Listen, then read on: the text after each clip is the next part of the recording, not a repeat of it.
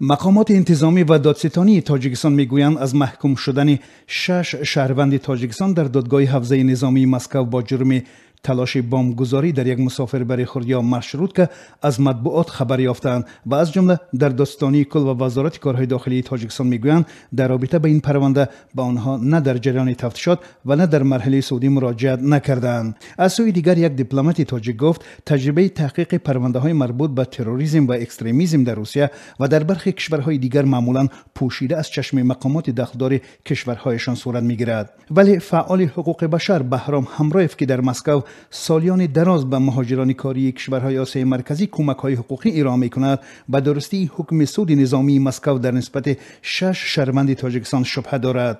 دادگاه نظامی مسکو میگوید 4 نفر از این افراد به گناه خود اقرار شده است و 2 نفر دیگر گفتند که گناه ندارند، اما این حامی حقوقی که مرافع را نظارت می‌کرد میگوید 8 نفر از عیبدار شوندگان گناه را به گردن نگرفت و نسبت حکم دادگاه ناراضگی بیان کردند.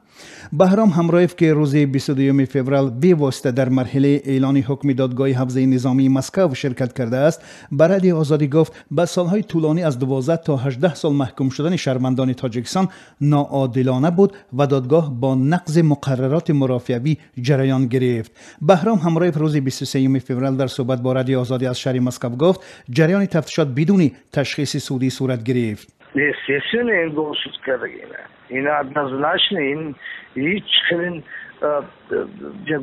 چیز همه یگون چیز ثابت نکرده که در یک اکسپرتیز و نیست، هیچی هم نیست. شهروندان تاجیکستان سمرالدین نجم الدین 25 ساله، حبیب الله حکمت الله 26 ساله، بحرالدین مومینوف 30 ساله، غلامجان حسنوف 31 ساله، انور یلداشوف 28 ساله و منوچهر لطیفوف 20 ساله ساکن شهر دوشنبه به مهلتی از 12 تا 18 سال زندان محکوم شدند. مفتشان همچنین ادعا کردند که عیبدار شونده هوادار گروه تنرب دولت اسلامی بودند و می‌خواستند بعد حمله اتوبوس به این گروه همراه شوند. به ادعای مفتشان در سال 2016 عیبدار شونده‌ها می‌خواستند به یک مسافربر در منطقه لیبرتی کناره مسکو بمب گذارند. بر اساس حکم دادگاه شهروندان تاجیکستان به 6 ماده کودکس جنایی روسیه از جمله تلاش تشکیل ترور، عضویت در گروه تروریستی و نگهداری مواد ترکنده متهم بودند. بهرام همرایف گفت همه محکوم شده ها را ادوکات‌های دولتی حمایت می‌کردند و رفتار آنها هم در دادگاه بیشتر به جانبداری از طرف عیبدار کننده بود. حالا معلوم نیست که تا کجا محکوم شده های ناراضی از بالای حکم دادگاه شکایت می‌کنند. در همین حال عین حال بابا نظر و حامی حقوق بشر تاجیکستان میگوید وقتی شهروند کشور در روسیه و یا در هر کشور دیگر قرار دارد حتما تحت حفاظت مقامات تاجیکستان باید قرار داشته باشد. وقتی شهروندان تاجیکستان با جرم عیبدار کرده میشوند در روسیه باید سفارتخانه و کنسولگری و دادستانی کل در جریان باشند و از جریان تفتیشات با خبر باشند تا کجا شهروند تاجیکستان گناهکار است و نحوه تفتیشات در نسبت او چگونه صورت میگیرد.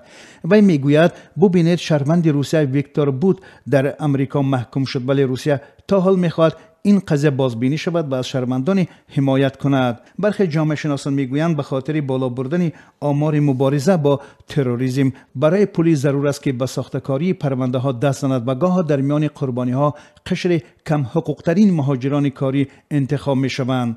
سنجش درستی حکم‌های دادگاهی از جریان تفتیشات امر محال است چون که معمولاً سیستم دادگاهی و تفتیشاتی بین هم در ارتباط و همکاری می باشد و با سبب فساد بلند دادگاه‌ها هم ناشفاف می باشند. گروه‌های حقوق بشر روسیه میگویند که مهاجران کاری تاجیکستان و کشورهای دیگری آسیای مرکزی در مقابل مناسبت‌های ناعادلانه مقامات روسیه و دستیابی به حمایت قانونی از کمترین حقوق برخوردار هستند.